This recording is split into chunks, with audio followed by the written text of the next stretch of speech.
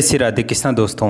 एक दिन लक्ष्मी जी की बड़ी बहन ज्येष्ठा ने उनसे कहा, बहुत दिनों से एक बात मेरे मस्तिष्क में कौंध रही है। सोचती हूँ कि तुमसे पूछूं या नहीं। ऐसी क्या बात है बहन? मन में जो कुछ भी है निसंकोच पूछो। वैसे भी कोई बात मन में न रखकर उसका समाधान कर लेना ही बुद्धिमानी है।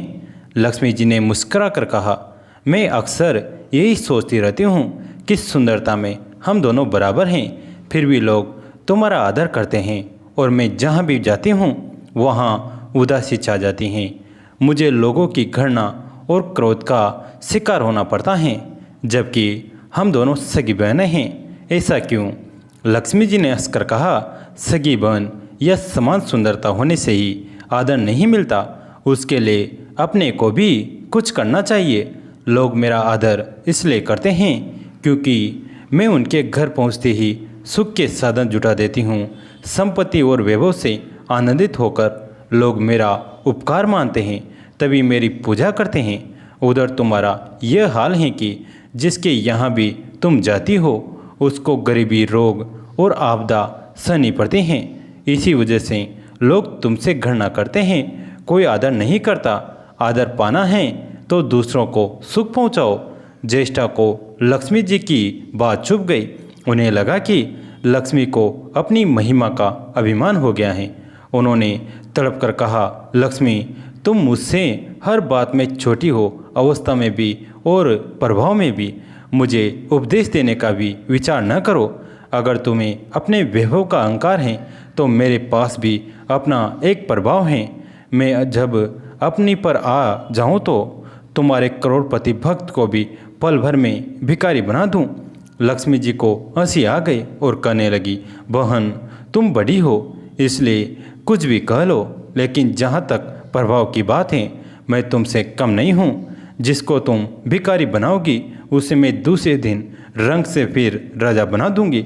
मेरी महिमा का अभी तुम्हें पता ही क्या है और तुम्हें भी मेरी महिमा का पता नहीं है। जिसकी तुम सहायता करोगी उसे मैं दाने दाने के लिए भी मोहताज कर दूंगी।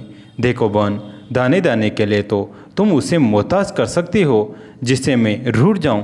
जिसके सिर पर मेरा वरदस्त न हो उसका तुम कुछ भी बिगाड़ सकती हो, परंतु जिस पर मेरी कृपा दृष्टि है उसका कोई भी बाल तक बांका नहीं कर सकता।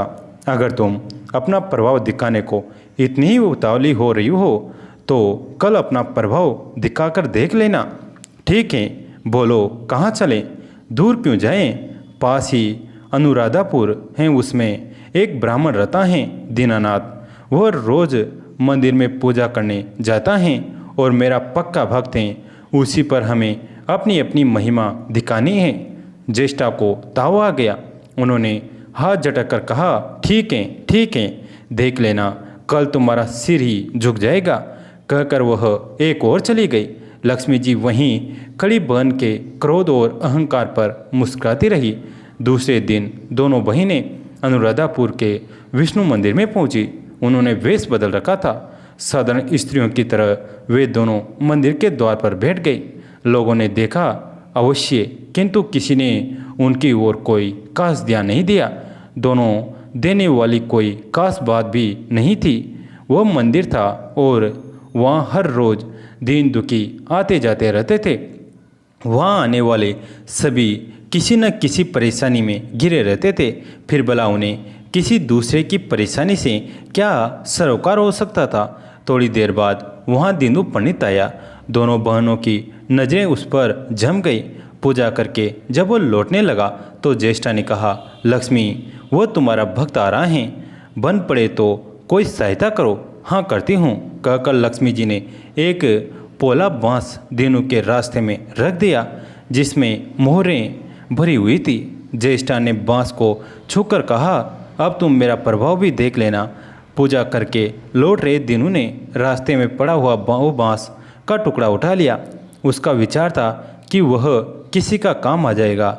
घर में 100 जरूरत होते हैं। अभी वो पंडित कुछ ही आगे बढ़ा था कि उसे एक लड़का मिला।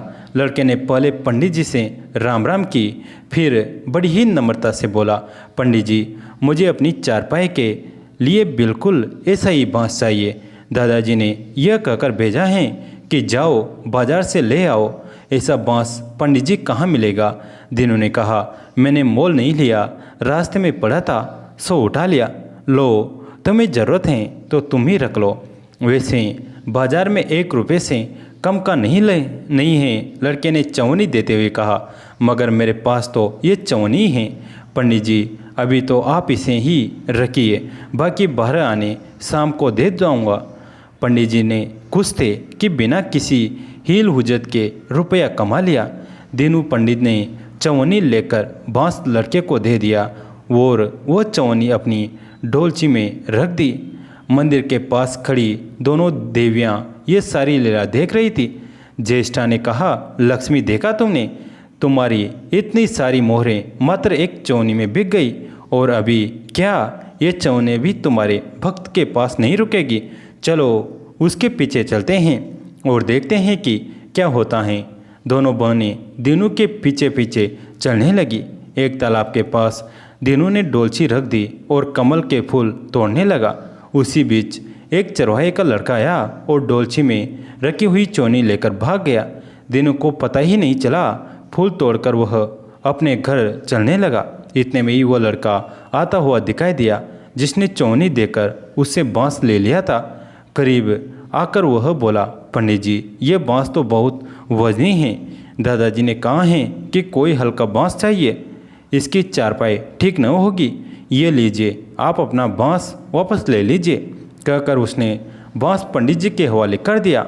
दीनू ने बांस ले लिया, लेकिन चवनी तो डोलची में थी ही नहीं। तब उसने कहा, बेटा चवनी तो कहीं गिर गई, तुम मेरे साथ घर चलो, वहाँ दूसरी दे दूँगा। इस समय मेरे पास एक भी पैसा नहीं है। तब आप जाइए, मैं शाम को आकर घर से ले लूँगा। यह कहकर लड़का अपनी राह लौट गया। बांस फिर से पंडित जी के ही पास आ गया और लक्ष्मी जी होले से मुस्कुराए। उनको इस प्रकार मुस्कुराते देखकर ज्येष्ठा मन ही मन जल उठी। वो बोली, अभी तो खेल शुरू ही हुआ है, देखती चलो कि मैं इसे कैसे तिगनी का नाच नचाती हूँ। दीनू बेचारा इन सब बातों से बेखबर अपनी ही धुन में आगे बढ़ा चला जा रहा था। उसे क्या पता था कि वो शतरंज का मोहरा बना हुआ है। वो तो धूप छाँव की भांति दोनों बहनों का प्रवाह सहता चुपचाप चला जा रहा था। आगे चलकर गांव का एक अमीर मिला। उसे दिनों को चवनी वापस करते हुए बताया, पंडित जी मेरा लड़का आपकी डोलची से यह चवनी उठा लाया था। वो बड़ा ही शैतान है, मैं आपकी वही चवनी लौटाने आया हूँ। हो सके तो उस शैतान को माफ़ कर दीजिए। दीनू ने आशीर्वाद देकर चवनी ले ली और प्रसन्न मन से उस लड़के को पुकारने लगा जो शाम को घर आकर चवनी लेने की बात कहकर लौटा जा रहा था। आवाज़ सुनकर लड़का लौट आया। अपनी चवनी वापस पाकर वह भी प्रसन्न हो गया। दीनू पंडित निश्चित मन से घर की ओर बढ़ने लगा। उसके एक हाथ में पूजा की डोलची थी और दूसरे में वही 5 हाथ का लंबा बांस। राह चलते दीनू पंडित सोच रहा था, बांस तो काफ़ी वजनी है तो मजबूत भी होगा, क्योंकि ठोस है। इसे दरवाजे के छप्पर में लगा दूंगा, कई साल के लिए बल्ली से छुटकारा मिल जाएगा। ज्येष्ठा को उसके विचार पर क्रोध आ गया। लक्ष्मी जी के प्रभाव से दीनू को लाभ होता देख वह मन ही मन बुरी तरह जली जा रही थी। जब उन्होंने देखा कि पंडित जी का घर करीब आ गया है तो कोई उपाय न पाकर उन्होंने दीनू को मार डालने का विचार किया। उन्होंने कहा, लक्ष्मी धन संपत्ति तो मैं छीन ही लेती हूँ, अब तुम्हारे भक्त के प्राण भी ले लूँगी। देखो वह किस तरह तड़प तड़प कर मरता है। और वह तुरंत सांप बनकर दीनू की ओर दौड़ पड़ी। लक्ष्मी जी को तनिक भी घबराहट नहीं हुई। वह उसी तरह खड़ी मुस्कुराती रही। सहसा दीनू चौंक पड़ा। एक भयानक सांप फन उठाए उसकी ओर झपट रही थी। प्राण तो सभी को प्रिय होते हैं, उपाय रहते कोई अपने को संकट में नहीं पड़ने देता। दीनू ने पगडंडी वाला रास्ता छोड़ दिया और एक ओर भागने लगा, लेकिन सांप बनी ज्येष्ठा उसे भला कहाँ छोड़ने वाली थी। वो तो उस गरीब के प्राणों की प्यासी हो चुकी थी। वो भी दीनू के आगे पीछे दाएं बाएं बराबर दौड़ती ही रही। दीनू घबरा गया। उसने हाथ जोड़कर कहा, नाग देवता मैंने तुम्हारा कुछ नहीं बिगाड़ा, शांति से अपनी राह लौट जाओ। आखिर क्यों मुझ गरीब के पीछे पड़े हो? व्यर्थ में किसी ब्राह्मण को सताना अच्छी बात नहीं है, लेकिन वह नाग तो ज्येष्ठा का रूप था जो दीनू को किसी भी तरह डसना चाहता था। प्रार्थना पर कुछ भी ध्यान न देकर वो सांप एक बार की फुफकारता हुआ झपट पड़ा। जब दीनू ने देख लिया कि बिना संघर्ष किए अब जान नहीं बचेगी, तो उसने प्राण रक्षा के लिए भरपूर जोर लगाकर वही बांस सांप के ऊपर दे मारा। धरती से फटकारते ही बांस के 2 टुकड़े हो गए और उसके भीतर भरी हुई मोहरें खनखनाकर बिखर गई। जैसे लक्ष्मी जी हंस रही हो, दीनू के मुंह से हैरतपूर्ण चीख सी निकली। अरे! थोड़ी देर के लिए वह ठगा सा खड़ा आंखें फाड़े उन मोहरों की ओर देखता रहा। एक पल के लिए तो वो सांप को भूल ही गया, परंतु फिर जैसे उसे झटका सा लगा, सांप को ध्यान आते ही उसने उसकी ओर गर्दन घुमाई तो देखा कि बांस की चोट से सांप की कमर टूट गई है और वो लहूलुहान अवस्था में झाड़ी की ओर भागा जा रहा है। दूसरे क्षण वो मोहरों पर लौट गया और कहने लगा, तेरी जय हो लक्ष्मी माता, जीवन भर का दरिद्र आज दूर हो गया। तेरी महिमा कौन जान सकता है। चलो अब घर में बैठकर तुम्हारी पूजा आरती करूँगा। और फिर जल्दी जल्दी उसने सारी मोहरें अंगोछे में बांध दी और लंबे लंबे कदमों से घर की ओर चल दिया। पीछे एक पेड़ की छाया में खड़ी लक्ष्मी अपनी बहन ज्येष्ठा से मुस्कुराकर पूछ रही थी, कहो बहन, सच बताना, बड़प्पन की तहा मिली कि अभी नहीं? बड़प्पन किसी को कुछ देने में ही है, उसे छीनने में नहीं। ज्येष्ठा ने कोई उत्तर नहीं दिया। वो चुपचाप उदास खड़ी रही। लक्ष्मी जी ने उनका हाथ पकड़कर कहा, फिर भी हम दोनों बहनें हैं, जहाँ रहेगी साथ ही रहेगी।